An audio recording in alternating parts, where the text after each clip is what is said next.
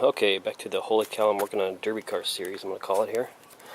I got my door bar cut and put in, mostly welded. I got this plate put on there to try and, well, actually just to cap this part off, I'll show you, and also to keep it from turning, rotating, whatever. Nice 1/4-inch square tubing mounted to a plate, mounted to the frame area of the car, whatever. It's the frame's underneath it, so. And up to here, I got a tip here I just figured out. When you're sticking, so there's normally a fish mouth or notch each end of the tubing, but there's usually not the tranny cooler, and I didn't want to take all that out. So normally what I'll do is make it tight. I'll start it in here, and then I'll just sledgehammer it over into place, you know. But since all this is in the way, what I did was fish mouth that one, and I'll show you over here.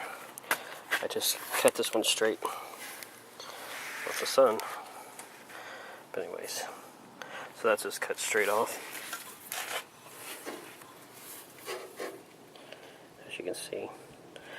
And I'll go in and put in a, if I have to, put in a filler piece like that after I've welded all the way around the best I can. And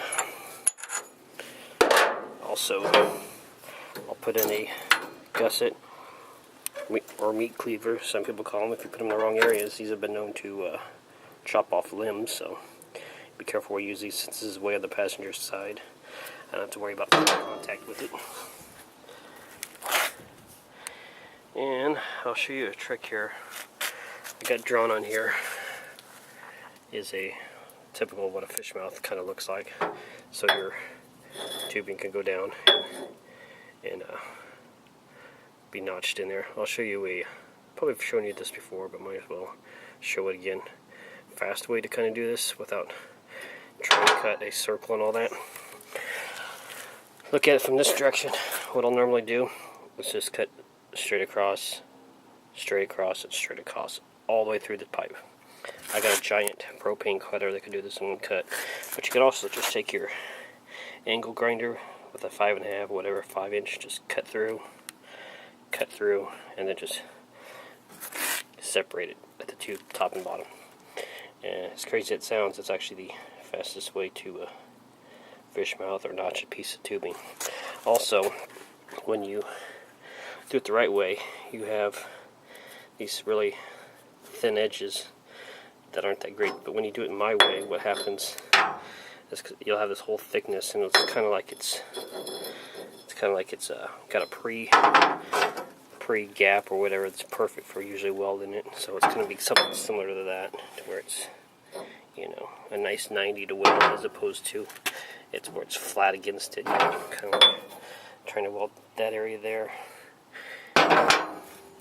So anyways, once I get this fully welded in, then I can go back to putting the door on it, and I will keep you updated. Still don't know where I'm running this car, but what the hell, get it back to working condition. See ya. Okay, you can see I got the door on. Nice sunlight. Gussets are in, fully welded, everything's done in there. Start beating the door down here. Start beating it around and welding it. It's not actually that difficult. I thought, man, it's gonna be a lot of work. You can see I beat it in to match the car. It ain't actually that hard.